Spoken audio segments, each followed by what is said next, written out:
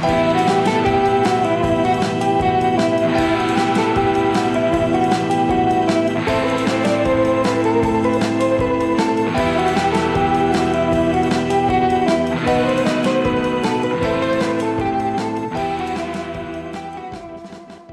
aliens, and welcome back to Area 51 and a half, where we talk about all things science fiction, fantasy, horror, and pop culture. I'm your host, Spooky Uncle John. With me, as always, are my Millennial Falcons. Snyderman 501, Nick Snyder. Ren, a.k.a. Pyre Lily. Nick, remind our aliens how they can get a hold of us. Well, you can find us on social media, that is Instagram, Threads, and TikTok at the Area 51H. You can find us on Facebook and YouTube by searching for Area 51 and a half. And don't forget, you can check out our Patreon for all sorts of exclusive goodies and a shout out during our podcast. And Nick, why don't you tell them about the games night?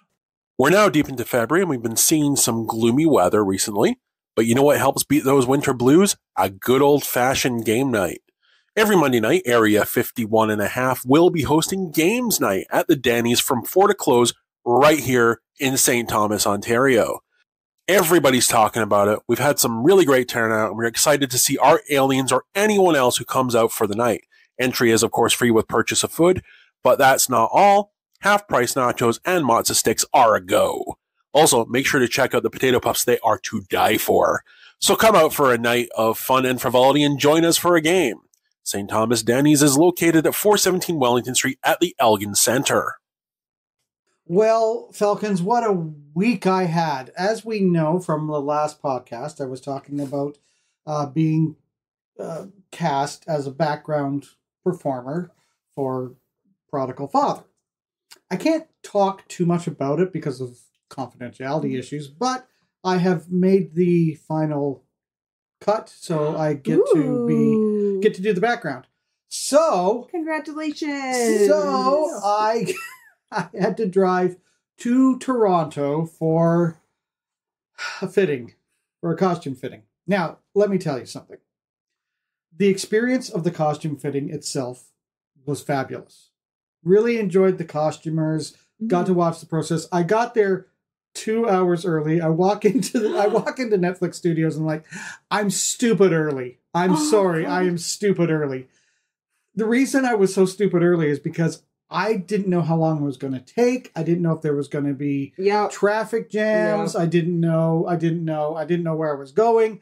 It's always fun when your GPS says, turn right here, and you look and there is absolutely no road or no place to actually turn, and you go, I can't, and the GPS argues with you. Or turn right here, and you've already passed the light. Yeah. My favorite was in the middle of, we're on our way down to Tennessee. GPS says turn right here. We're in the middle of a highway. Yeah. At the interstate. And it's like, what? Yeah. Well, but that was it wasn't so bad because it was kind of like a direct route. But what I want people to understand is that there is a whole reality show based on the 400 series of highways here in southwestern Ontario about how bad and dangerous they are. Oh my God. Because, let me explain why they are. Because there are only so many routes that we have to take, and everybody has to take those routes. Mm-hmm. And they all lead you through the biggest cities in Ontario.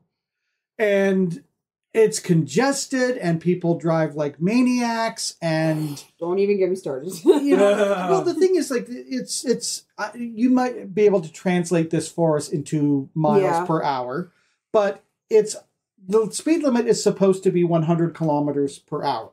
So about 60 miles. Right. So everybody, is going to go a little faster. Understood. I'm doing 110 thinking that's the way it should go. Because that's flow of traffic. Yeah, because that's the law, right? If everybody else is doing 110, you do 110, right? Anyway, I'm still being passed. So I thought, okay, I got to go with the flow. I'll do 120. Mm-hmm. I was still getting passed. And at that point, I went, no, I'm going back to 110. I'm going to go over to the slow lane, going to weave in and out of trucks. I mean, this is like the big trucking lane. It's all that. Right? And then that's just getting to Toronto, or as people like to say around here, Toronto. Yeah. I And then when I get there, it is the most surreal city you could possibly be getting into, because you're on the Gardner, right? And that's where it goes. So you're in the Gardner and you see the CN Tower looming. Now, back in the 70s when the CN Tower was built, it was the tallest freestanding structure in the world. Okay. It has since been dwarfed. I mean, there's the... hugely. Yeah, exactly. That's exactly what I was going to say. And so it is no longer that. But at the time it was built, there were no skyscrapers around it. Right? So it was like, oh, CN Tower. It's still kind of, oh, CN Tower. But as you're going in, you feel very claustrophobic because now there's like, oh, apartment buildings everywhere that you look like you're going to drive into. Yeah. I remember when I was in college when those apartment buildings were getting put up. And I was, frankly, from being from St. Thomas, I was in awe of those condominiums because they were massive. My dude, there's even more. I know. Like if there is a spot the size of a TV table, they will build an apartment on it. Like it is so crazy. And then, you have to go down under, and so it was so weird because all the studios are on the waterfront. And what was really kind of cool about that is the fact that because the GPS is like, turn here, and I'm going, I can't, I had to go down the road a bit. And so as I went down the road a bit, trying to find the route to get to the Netflix studios, I saw Pinewood Studios. Ooh. Yeah. Oh, it's huge. It's awesome. Huge. Oh, it was so much fun. But anyway, the costume was delightful. I can't talk about anything that I tried on. I can't talk about any of that because of the confidentiality agreements. But I can say this, though, is that I never felt more like a Harry Potter villain in my life as to wearing this costume, because it was so much fun just being part of the process and watching it all, right? So can you tell us, like, I could probably maybe look it up online, but like, is it like set in a certain period? 1800s. Or is it, okay. Yeah. I can definitely, like, we all know it's called, like, we all know from the internet, so I can talk about stuff that's already out there. We know it's Prodigal you can't Father. Say, I'm wearing a brown suit and this and that. Like, we know it's Prodigal Father. We know it's Guillermo del Toro. Yeah. And we know it's basically Frankenstein, right? So the scene is what I thought I would be. I think I can say I've been cast as a teacher. Okay. This is background. So we're all going to be in this lecture hall. Oh, like students, okay. Watching Dr. Victor Frankenstein explain something blasphemous. Stab pencils into his leg. Yeah, doing whatever. Young Frankenstein. Yeah, whatever. So it was exciting and it was fun, but the drive, oh my God, the drive is horrible. Oh, I just, you want to get off of these highways and just kiss the dirt. So I just want to say my takeaway from this is you both had to go to Toronto this weekend, and I just got to stay home and play video games. So I'm good. Yeah, you lucky duck. But I did something really cool, and you just played video games. So, but the nice thing is, I've got this all sort of sorted out. This is my plan. I've got it all planned out. I'm taking my mother 2 days before I have to be there for filming. So I'm taking my mother to my Aunt Lois's, who lives in Cobourg, which is an hour 28 east of Toronto. Oh. So we're going to go past Toronto. Yeah. Drop my mother off. I'm going to stay with Matt and Crystal, who are about 20 minutes from the studio. So that won't be so bad. And then, when I'm done, I'll pick my mother up, and then the next day, go home. There you go. So it's all sort of planned out. Hopefully the shooting dates don't change, because they are starting filming Tuesday. Ooh, wow. But like with these things too, it's like I don't know what's coming out. Like it could be a year, could be 2 years from now. Yeah.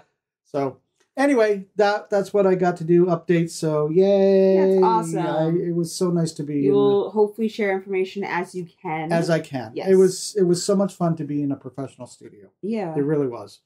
And on that note, it's time for Nick's Pop Culture Roundup. So, a story I've been following closely, mostly due to morbid curiosity, has finally, hopefully, come to an end. That's right. So Florida Joker has finally given up pursuit of suing Rockstar Games for using his likeness in the GTA 6 trailer. Florida Joker? Florida Joker. Can you explain Florida Joker to me? I am unfamiliar. I'm going to be very honest with you. I wish I was in a position to not have to explain this, but here goes. So there is a gentleman in Florida, and I use the term gentleman very, very loosely, who has done himself up to look like Jared Leto's Joker. He's got the face tattoos, the green hair, and all that stuff. Good for him. So Grand Theft Auto, because it's the Grand Theft Auto series, they're taking the aspects of all of the bad aspects of Florida and cranking it right up to 11. And so they use a character in it that looks like this Florida Joker guy. And so Florida Joker guy has made videos saying that he's going to sue Rockstar Games for $10 million. Then he dropped it down to $6 million and maybe let him voice the character. And now he's down to, $100,000. Just pay me $100,000, $50,000 and let me voice the character. But we don't even know if the character has any lines. Listen, Florida Joker, let me tell you something. You have nothing proprietary. You will not win. Rockstar can bury you. Just let it go. Be thankful you're in a video game. If that's even you. If it's even you. That's exactly it. And the fact is, Rockstar has all the lawyers. Yeah. All the lawyers. Enough lawyers to ruin this guy's life. But anyway. And so does Warner Brothers, who can go, hey. Yeah, exactly. I mean, I think he's opening himself up to a lot of trouble. And the just to finalize it, Rockstar has ignored him completely. And that's why he keeps making the videos. But anyway, it's an interesting form of litigation. Oh, what a fun time we live in. I know, right? All right. So a new Predator film is in the works. Okay. From director of Prey, Dan Trachtenberg. Right now it's titled Badlands. And Amber Midthunder at this point, Amber Midthunder is only potentially returning. Okay. But if she does, then she's the first main protagonist to return to the series. Yeah, that's true. Not entirely sure what this one's going to be. A lot of people have been really wanting the whole, Shogun storyline, but I don't think that's what they're going to do. But if it's Dan Trachtenberg, and even if it's half as good as Prey was, I'm there. I'm watching that. Prey was not bad. I'd like them to amp it up a bit. I enjoyed Prey. We talked about it on the podcast. Yeah. I did like it a lot, but I would like to see them amp it up just for the sake of it, right? A little more violent, a little more, a little more stalkerish Prey versus Predator kind of thing.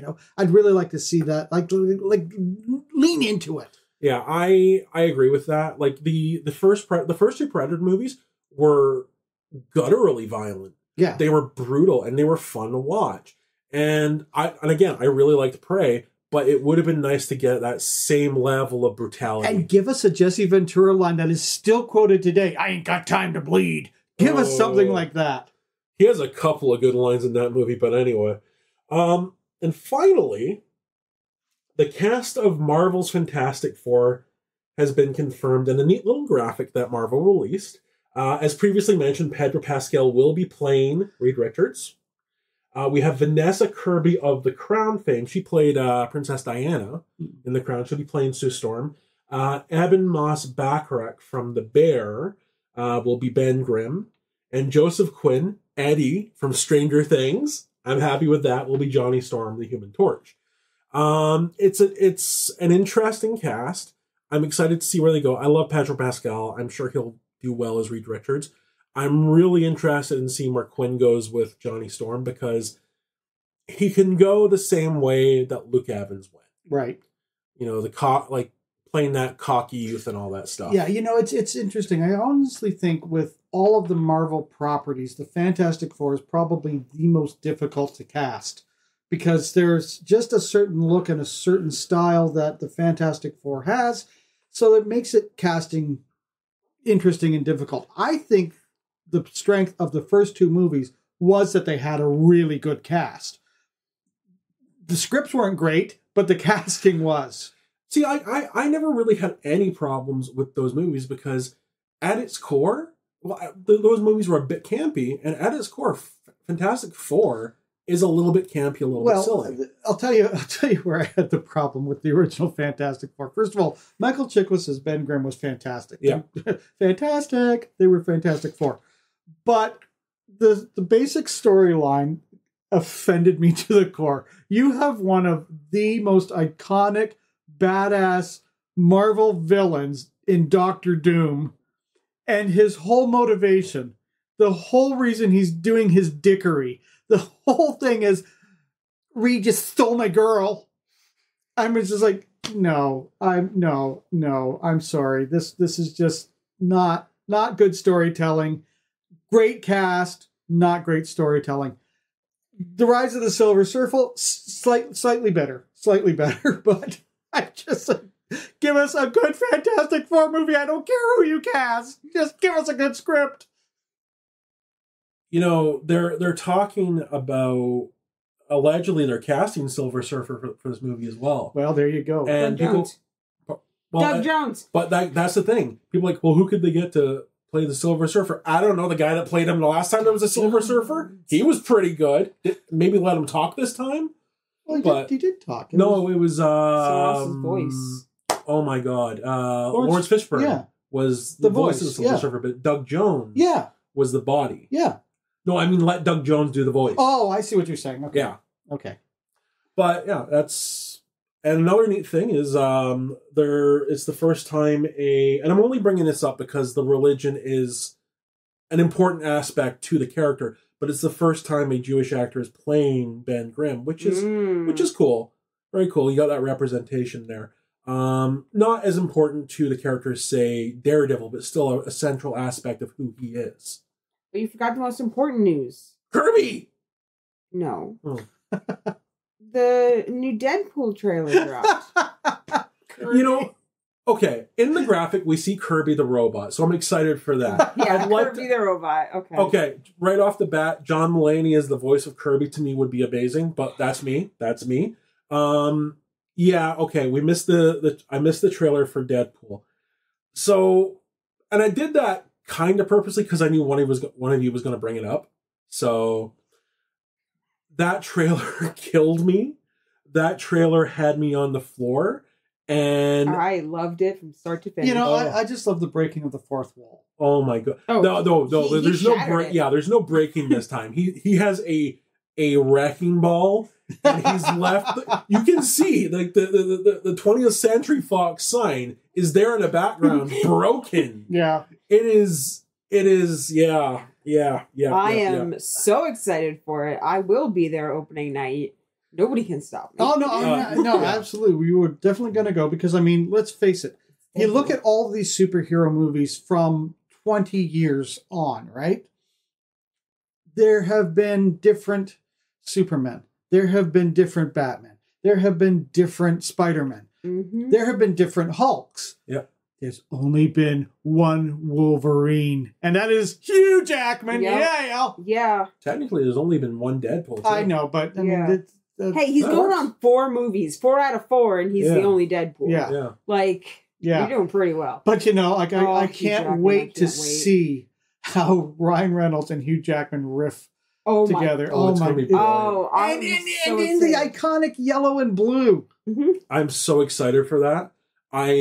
Allegedly he's got the mask as well. I cannot wait to see that. Yeah, we haven't seen any pictures of that. But I mean, if you think about it, like there's got to be some throwbacks to the independent Wolverine movies where that Deadpool was in. Yeah. Mm-hmm. Yeah. Well, I mean, we've already had a throwback to that, right? Yeah. This movie has so much potential to be completely balls to the wall wild. It could save the Marvel movies, I think. I understand that, but I feel like that's putting a lot of pressure on this movie, and Put the pressure on. Deadpool can do it. Okay. All right. I'm sorry. All right. Remember, he's Marvel Jesus.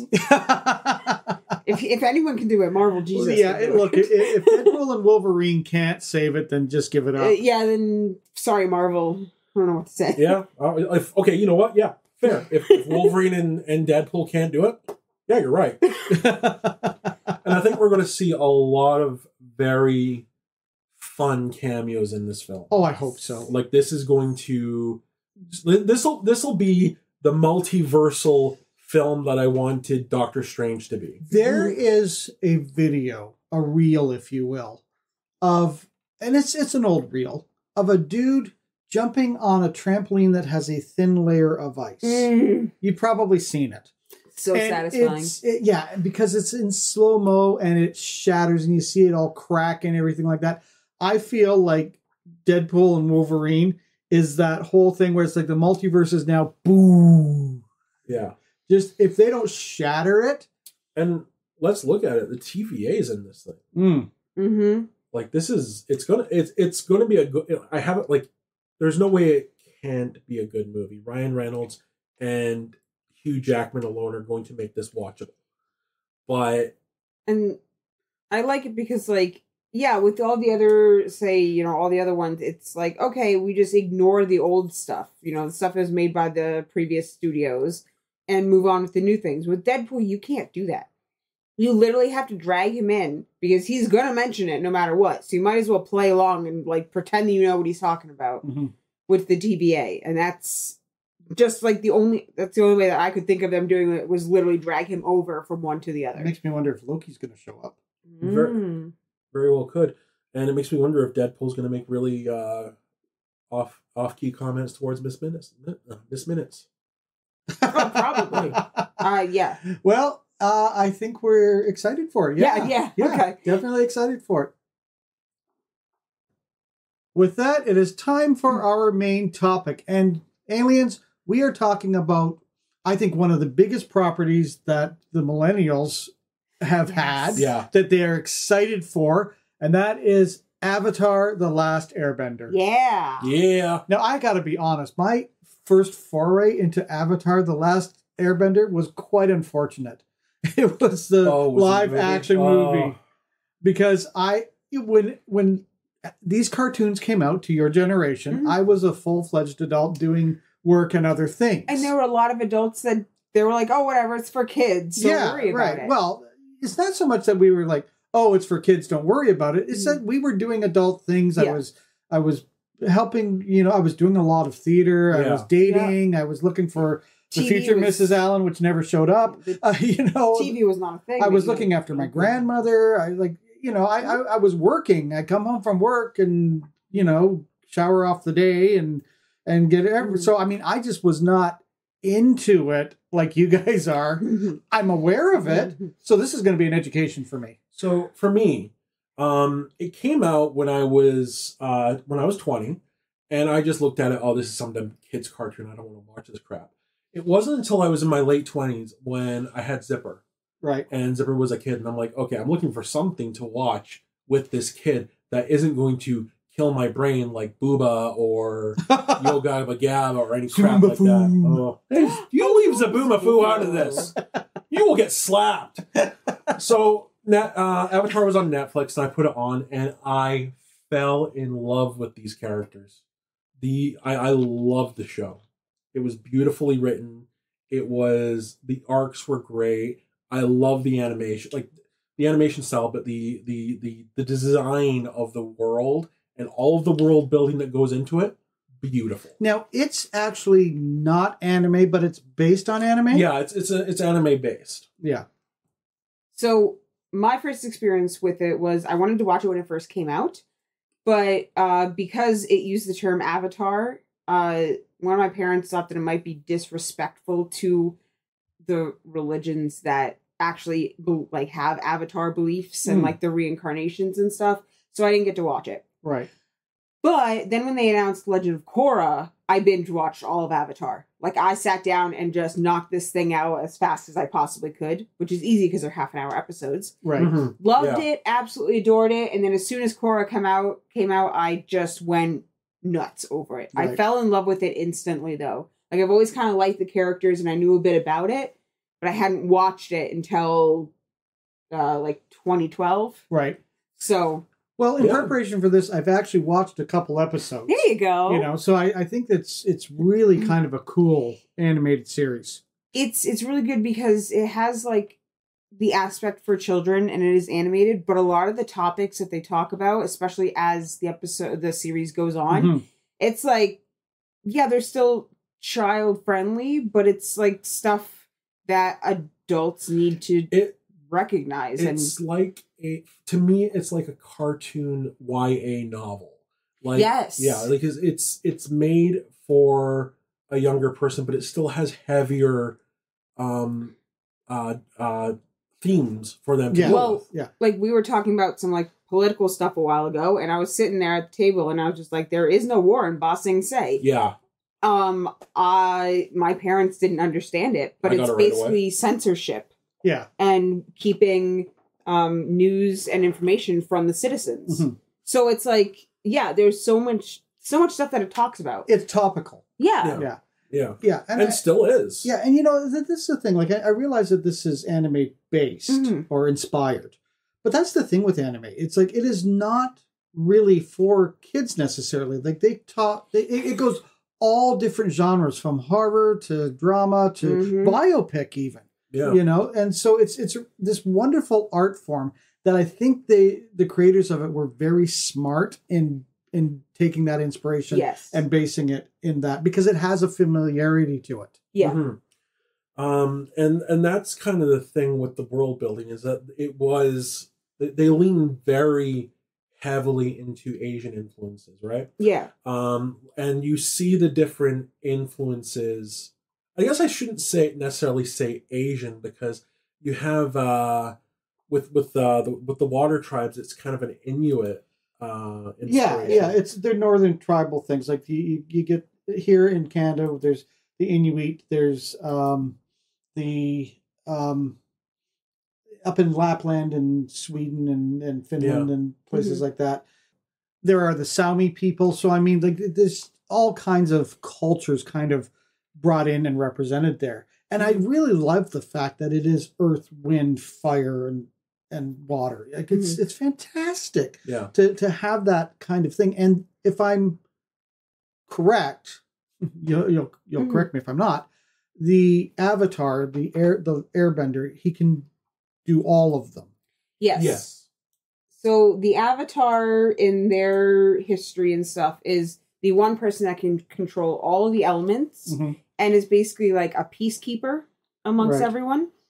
But in the beginning of Avatar: The Last Airbender, the Avatar goes missing for 100 years, Yep. and they don't know where he is or why he left or if he's dead or if he's not. It's a whole big giant mess. Yeah.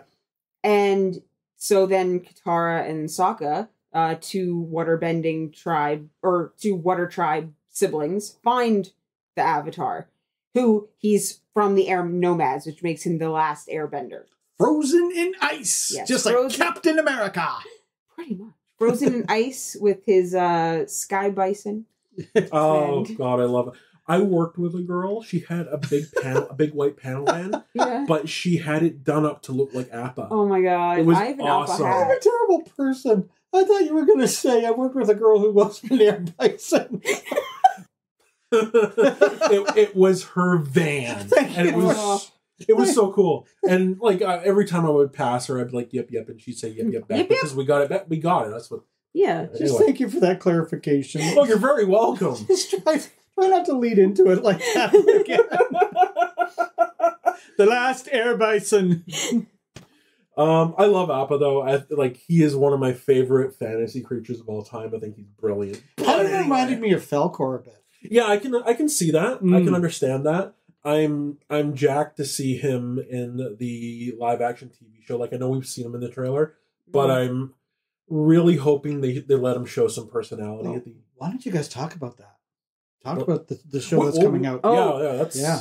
So the show that's coming out comes out on Netflix February 22nd. That's kind of neat because that is almost 19 years to the day of the original release. Almost, yeah. February 21st, 2005 was the original series, and February 22nd, 2024. Man, Also, they should holy have just crap, I'm waited old. a year and had I- like 20th, right? I know, but I mean, I don't know. We wanted it 4 years ago. We so want it like, now! I'm just gonna put this out here first. Aliens, I am excited for it. I know there's been a lot of hemming and hawing over everything and trying to figure out, well, is it going to be close? Is it not going to be close? And what about this? And what about that problem in this issue? I'm excited for it. I am going to go into it with a positive light because I love Avatar.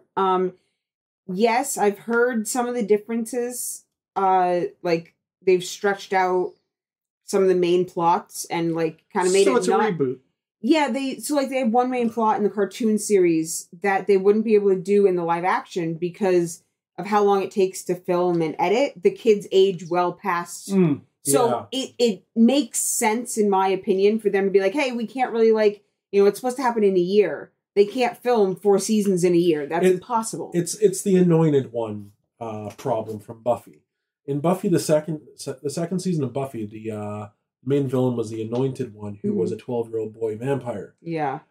But they killed him off fairly quickly into the second season because they realized this kid's going to age. We can't do this. Yeah, so I know there's a whole stink about that, and I get it, but I don't know. I'm excited to see it. Live action, like all the images look amazing.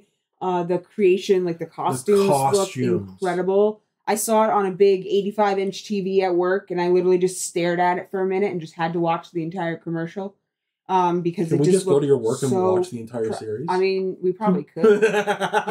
It would be so cool and so pretty. So I'm very excited for it. Yes, I am expecting some changes, but to be honest, I don't mind them because it is a little different. So we'll see. My thing is, I get it. Redoing the original cartoon is cool, but why, when you have certain opportunities to do it a little bit differently, why not do it a little bit differently?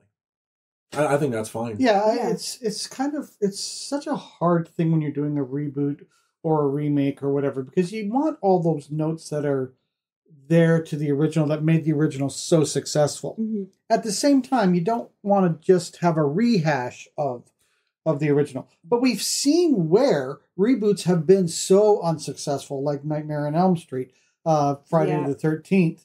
The first movie. The Craft. Oh my gosh. Okay. With a reboot, I think the most pointless reboot ever was Psycho. Because it didn't take the opportunity to do anything different. They just did everything from the first movie, with the exception of a couple of little gross bits. Right, because Gus Van Sant believes that if you're doing a remake, it's shot for shot a remake. You're remaking the movie that... And that's pointless, because you're not going to do it better than Hitchcock. Yeah, the original was a classic for some reason. Changed it up a little bit. Yeah. But anyway. Anyway, that probably will not happen with Avatar. No, there's already a bunch of differences. And I did see one thing that said, obviously, like, the original creators left for creative differences. Someone pointed out, well, maybe the original creators wanted something different and the Netflix people wanted to keep it more to the original. So maybe the creators wanted to change it, but they didn't change it, so that's why they left. Like, we don't know. Netflix could be like, full details have not come out. Yeah, I don't think we're ever going to know. So many fingers in a pie on these things, right? Yeah. And I don't know where the buck stops. Yeah. Well, it's also, since Korra came out and then all of the comics and all the other little things that they've come out with, like the whole Wan being the first Avatar and everything, the creators could have been like, ooh, let's change this now that we have a bigger world created and we can set this up for something else that makes more sense. And so they might have wanted to change it. But then Netflix is like, no, we don't want to go that far. Let's stick to the original content that you made. We have no idea. We can just sit here and assume all day. Yeah. Yes, they left, but... And there's always a trail of money. How much money do we have? Yeah. So... Now, there is an interesting thing we get to see some really, really great visuals in Avatar. But let's say this does exceptionally well and they decide to do a live-action remake of Korra. There is some stuff in Korra that would be amazing to see live action. Korra would be incredible. So what are you guys most excited to see from this? Appa. God, I don't even know. So, like... I don't know. I look at a lot of the costume stuff with live action things from a cosplayer perspective, and I'm looking at it and I'm like, oh my gosh, that looks like, that's how I kind of would have made it and designed things. Because there's so many, like, when I was making my Katara cosplay, it was a pain in the butt. Because there was no way to fasten that thing closed. But there actually should be. So it was like, well, how do I fasten it? Do I just make it to pull over my head? Do I, like, actually fasten the front like a robe? Because it's made supposed to be a robe, but it doesn't look like that. And then with this live action stuff, they actually made it so you can see the closures. You can see the straps, how they close their stuff. It's not just a robe with a belt put around it like it is in the animated. They actually have the ties. And like for Sokka's arm things, and I mean for my brother, I had to take another piece of cloth and put the wrappings around them.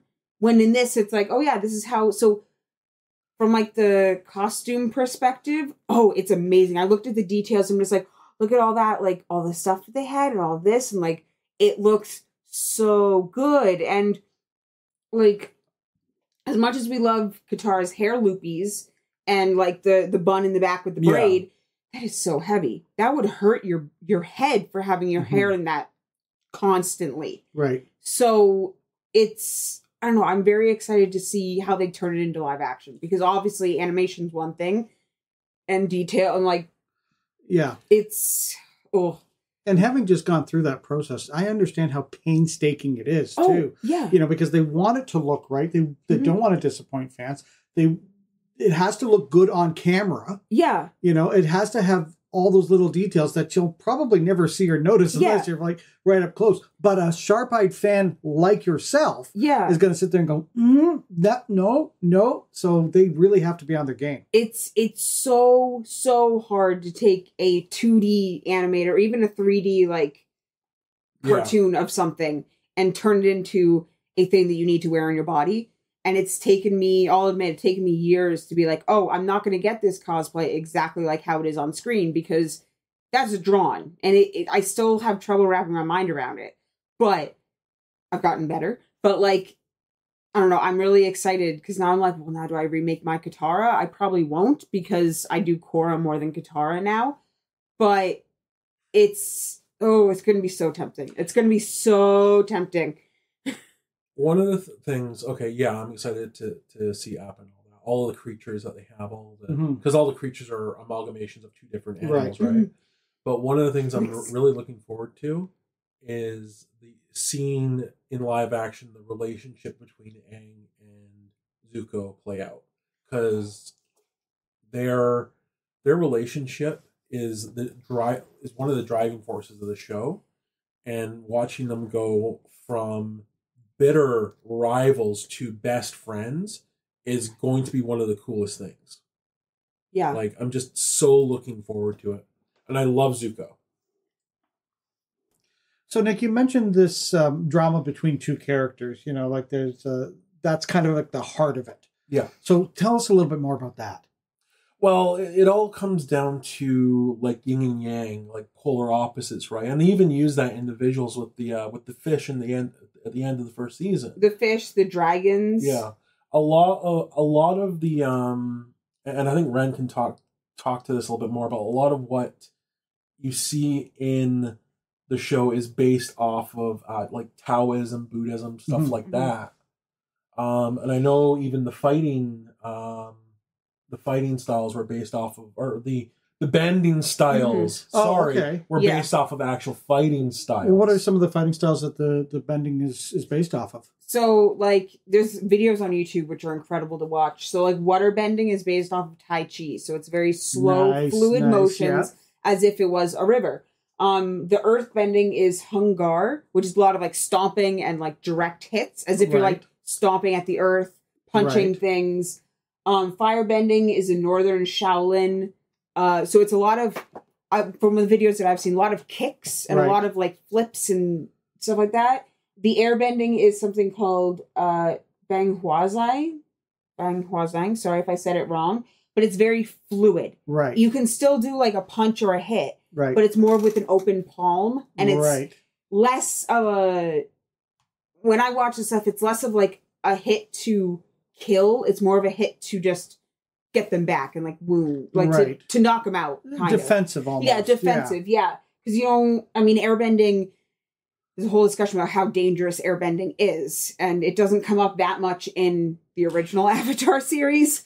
There are some things that they do with the bending in the show that is dark, even for a kid, like even for a kid show. Once you bring in blood Yeah. bending, you're like, woo, You know, and jeez. it's interesting too because in the Asian culture, they're very in tune with these elements, right? Mhm. Because I see this in Demon Slayer as well. Yep. Where a lot of their attacks are based on water or fire or Yeah, earth they or they whatever. have typical Japanese elements are water, fire, earth, air, and metal. Right. Yeah. And the metal, so each bending style has a sub bending style. So like the earth benders can bend, some of them can bend metal or lava.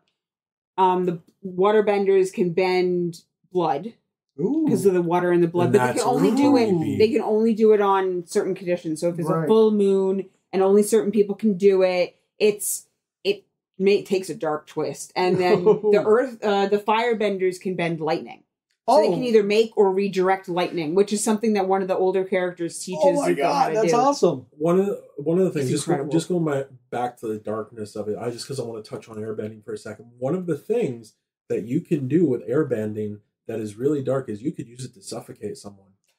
And they do that Oh. in Korra. Oh Yeah. my It goodness. doesn't happen too much because Aang is very like, yeah, let's go with the flow, eager, happy, excited, ready to go. So he probably Aang is wouldn't. 12. Yeah, he's Yeah. 12. He probably wouldn't do that.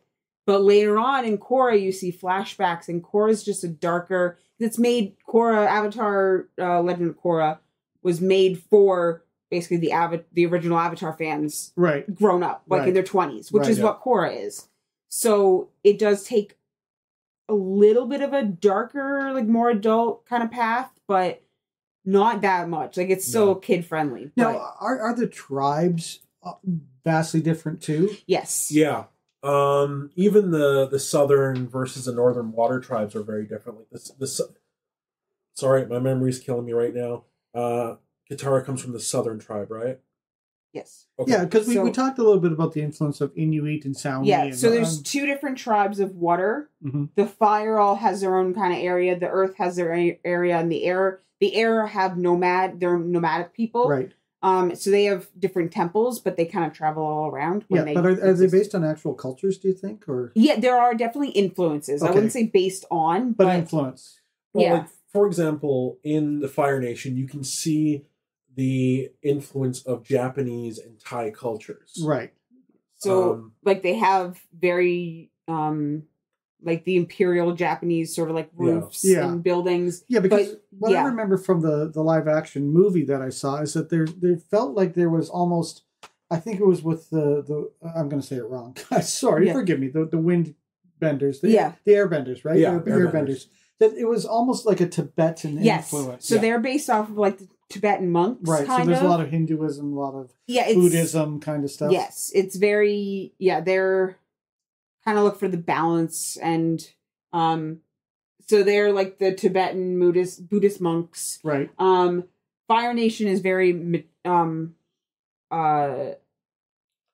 Feudal?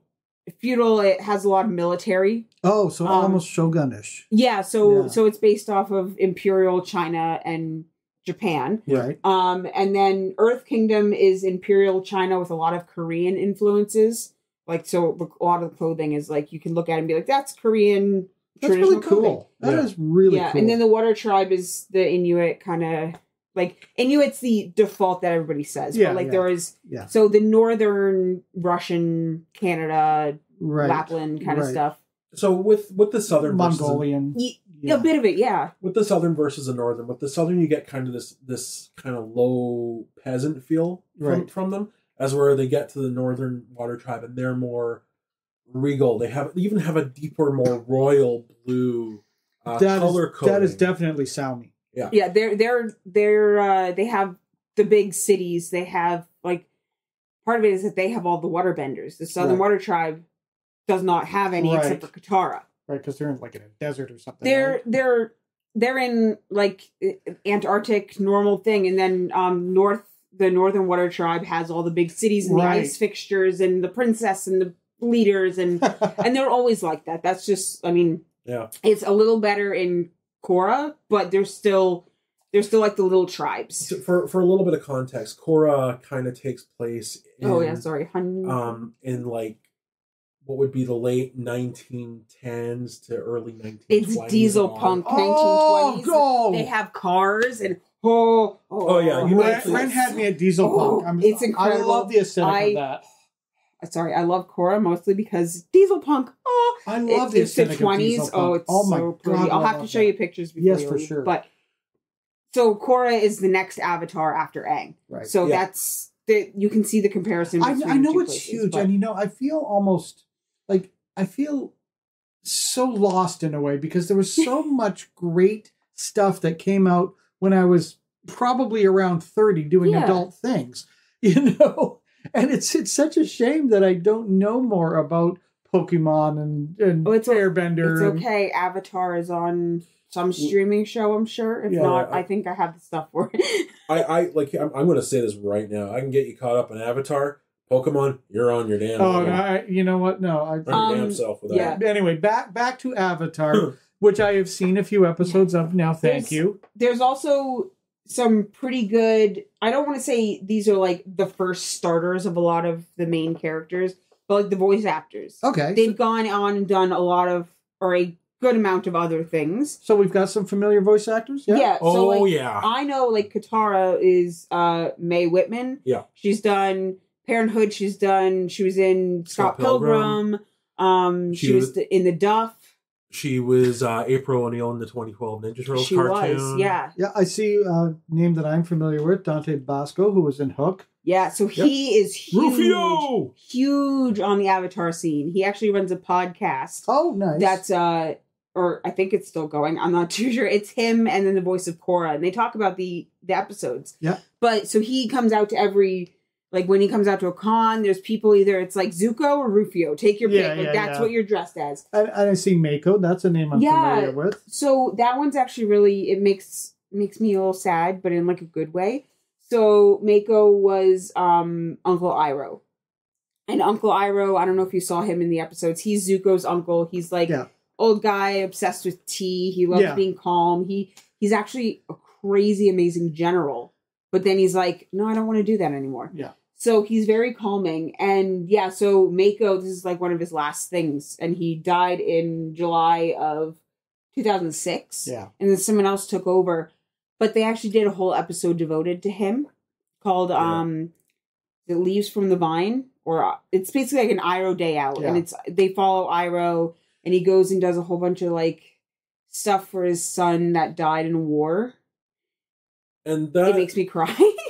moving just as a sidebar for a second, that's another thing I love about this show is that when they like it's a 20 episode season, 20-some episode season, Mhm. they have an arc to get through. But when they have one of those filler episodes, Yeah. it's just like a neat little slice of life episode, Mhm. and I appreciate that about it. It's not crap. Yeah. It's not crap. But- filler. Yeah, and that's important too because I think of Walking Dead filler episodes Oh, and that were anime just such garbage. Yeah. Yeah. This one, it has honestly like it has nothing to do with the plot. Like it doesn't Yeah. further the plot. It doesn't, but it shows just Iroh from a different light, and then like he goes and celebrates like the death of his son, or not celebrates, but like memorializes the death of his Yeah. son, and at the end it's dedicated to him. But also though in Korra they have a character named Mako who's named after him. Yeah. So they're like, oh, you still had to do like, and now we're gonna name a character after you.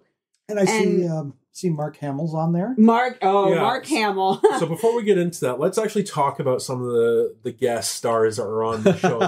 There is ties So many. to every like sci-fi and fantasy, huge ties. You've got Mark Hamill. You've got where'd it go? Jason Isaacs, Oh yeah, okay. Clancy So you got Brown. So Mark Hamill, Jason Isaacs, Clancy Brown, George Takei, and many others.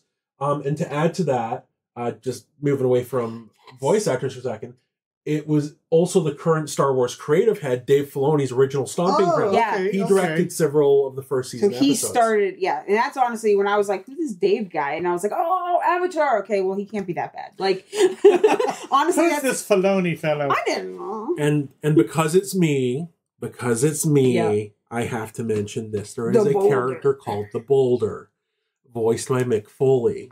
And he voices the Boulder as the Rock. He literally It's just, it's so amazing. He fights against this little girl named Toph, who's a earthbender. It's just the Boulder is conflicted with his feelings. So fast. Oh no, it's hilarious. I know. We just The listen to Boulder you so fast. is prime. Oh, But character, love it. You have Mankind, Mick Foley, voicing The Rock. Rock. basically. a boulder or the Boulder The Boulder. as the Rock. It's not a Boulder. It's a guy called the Boulder. So I know, but still, instead of just getting the Rock. Yeah. So see, that's the other thing is that Oh they my are God. clearly making references. Yeah. To be fair, they couldn't have afforded the Rock at this point. No, This was, I know it's fine. But there's another thing is Toph. I love Toph, but sorry, that's getting a little Yeah. off. So yeah, it has a huge voice cast, and some of the voices have gone on to be mainstays in the voice community. Late- David Faustino. Yeah, Bud so Bundy. Yeah. Looking at Legend of Korra, yeah. J.K. Simmons, love him. Yeah, J.K. Simmons is Tenzin, who is Aang's son, and is in charge of training Korra. And yeah, it goes about as well as you can imagine. Yeah, Mindy Sterling. Yeah. I love Mindy Sterling. Kieran D. Chipka. Bradley Baker is, I mean, he does all the animal voices. He's a big voice actor for mostly animals, I think, but he does all the animal voices in all the shows. And That's amazing. yeah, so they got some good names. Like these guys, the two creators, they worked on Family Guy and King of the Hill, and then one of them did Invader Zim, like story arc stuff, storyboards. So they had stuff before they did Avatar. It's a complete sidebar. Every time I see something advertised or somebody puts something out there that I didn't know existed, Mhm. that is so super cool, I always throw up Space Invaders. I'm going, I have a mighty need! Yes. No, but yeah, I so love Invaders. they worked so on that much. stuff before they started Avatar. Michael Dante DiMartino. He actually completely quit his job at Family Guy to do this. Wow, Mhm. Like, great. this was it for him. I think it was a smart move. Honestly, Yeah, it was. They made, it's incredible. But now they have this like whole world designed, Mm-hmm. and they have every time the Avatar comes back, there's a cycle. So it's like what is it? Waterbender, Earthbender, Firebender, Airbender, and it keeps going and going and going. Yeah.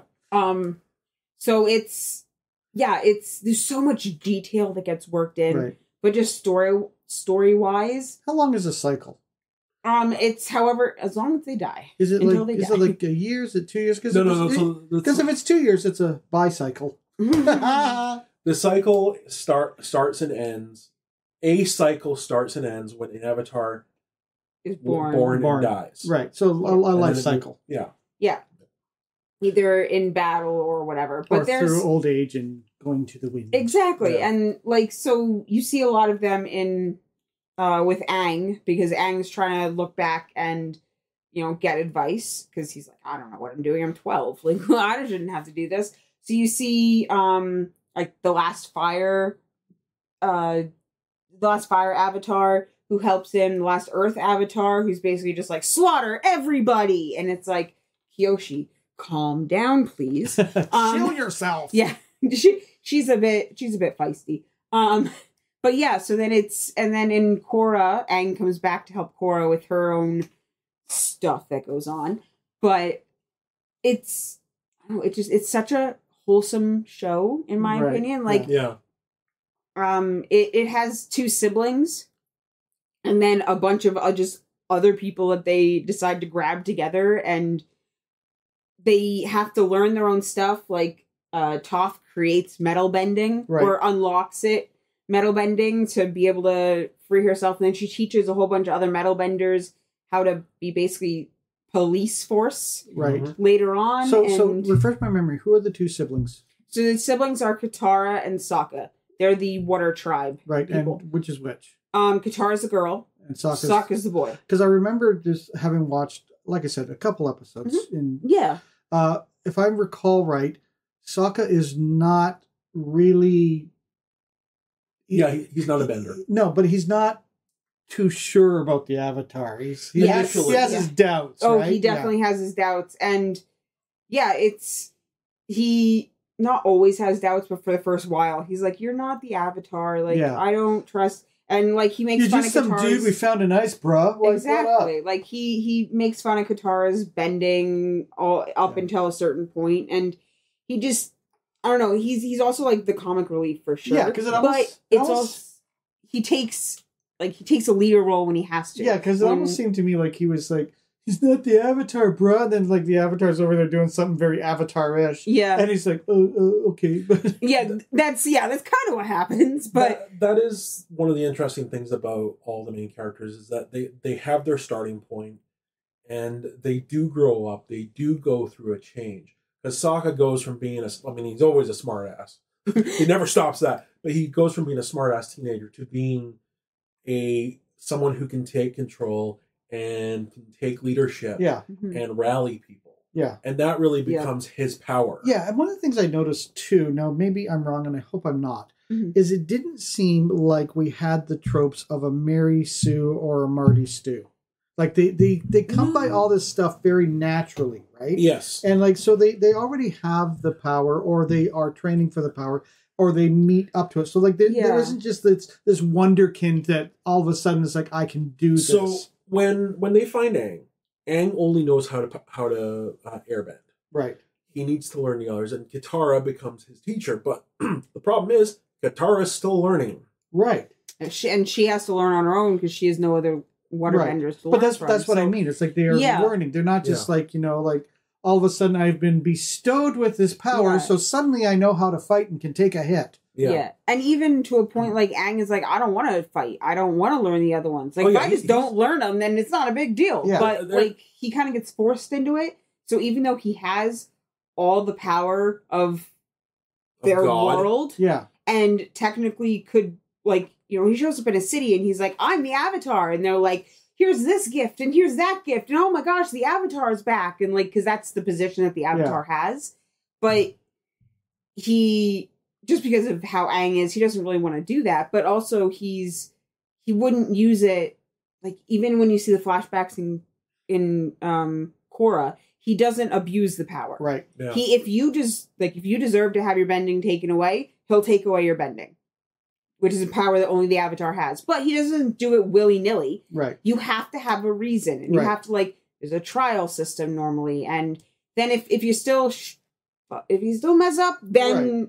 Yeah, because guess what? All these things that from the cultural moments that they have taken or been inspired by, there is a code, there is rules, there's a certain way that you do things. You bow to your sensei, you do all these things that you live by, and you there's a reason for it. Yeah, and if you don't like let's think of the Karate Kid as an example, right? Mr. Miyagi shows him, it's like, no, wax on, wax off.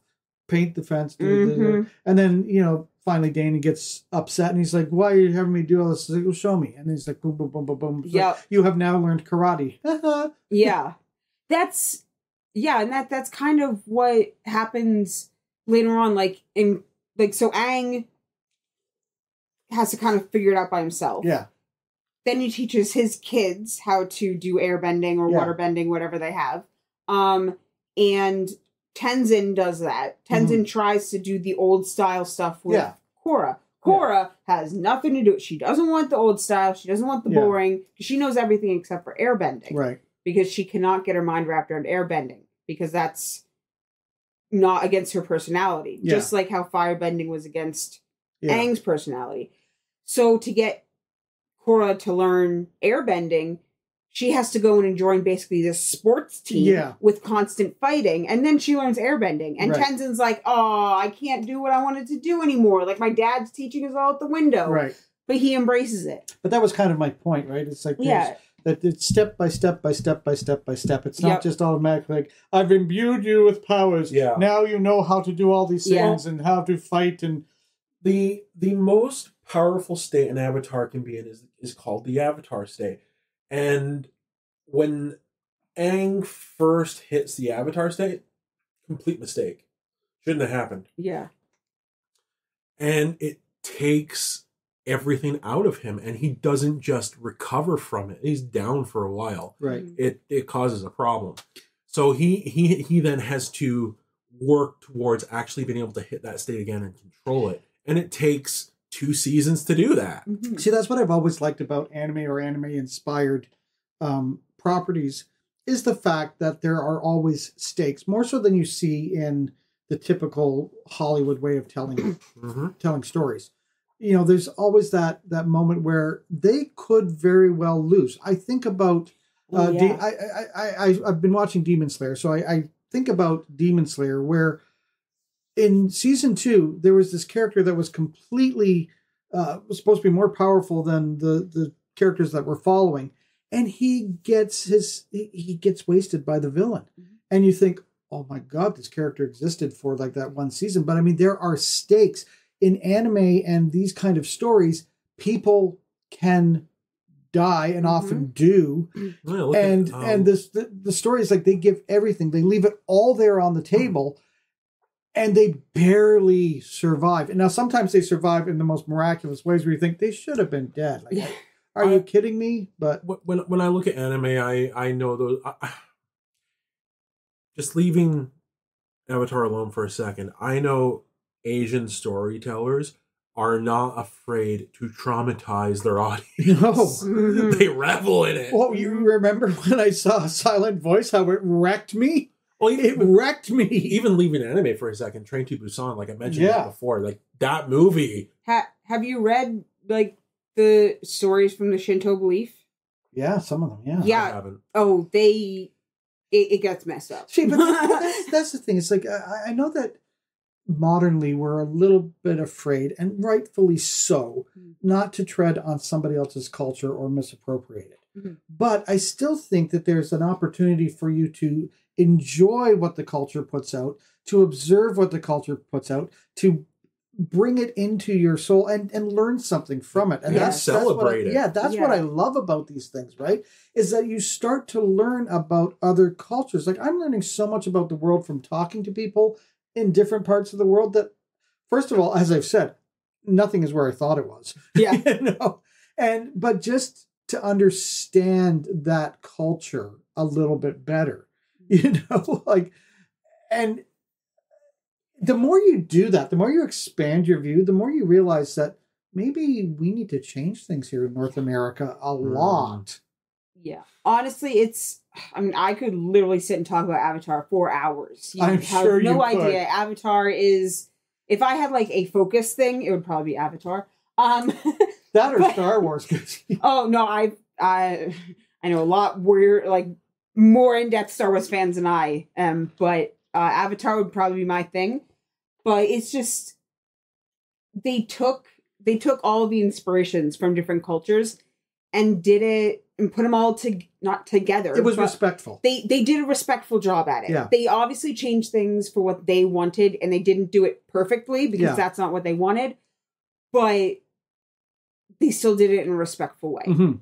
And that's one reason why I love Avatar. And that's one reason why I pretend I really like to say that the other movie didn't exist or wasn't an Avatar, because that has so many problems we won't even talk about it. But the original series and Korra, I think they're incredible. Like even Korra has to tackle the spirit realm, which is an entirely different thing that Aang never got to, or Yeah. barely got to. Like, And that is something I'd love to see in live action. yeah, so that is a whole different thing. I can literally do episodes and episodes on Avatar, but super excited for the new show. Well, you know what? I'm just going to have to go back and check it out. I believe it's playing on Netflix, which I can watch. So I will have to go and check out Mhm. more. Like I said, I've seen a couple episodes. I enjoyed it. I wish I had more time to watch more things right Yeah. now. I'm pretty busy right now, but when I get those moments, I will watch more and we can It's- continue the discussion. Oh, it's so good. And for the new series, I'm going to go back to something that was said about Korra. Korra was made for the fans being a little bit older. Yeah. And I think we're going to see a lot of that in this new series. There's- Because we're now all adults and life sucks. Yeah, and I think even though it's going to be the 12, 13, 14-year-old characters that It's going they to be dark. originally were, it's Yeah. going to be dark. It's going to be, it's going to be rough. Well, But I think we're good. I can't wait to hear your guys' thoughts on it when we actually see it. Yeah, I will be watching it with my cactus juice, and I'll be ready to go. And I'll be ready to hear someone yell, "Oh, my cabbages!" Nick, remind our aliens how they can get a hold of us one more time. You can find us on social media. That is TikTok, Threads, and Instagram at the Area 51H. You can find us on Facebook and YouTube by searching for Area 51.5. And of course, don't forget to check out our Patreon. You'll be able to find some really neat goodies, and we'll give you a shout out on the show. All right, aliens, that is all the time we have for this episode of Area 51.5. This is Spooky Uncle John and Snyder Man 501, Nick Snyder. And Ren, and I'm the Avatar, and you got to deal with it. I can live with that. Thank you for joining us on the landing pad, aliens, and we'll see you in 2 weeks.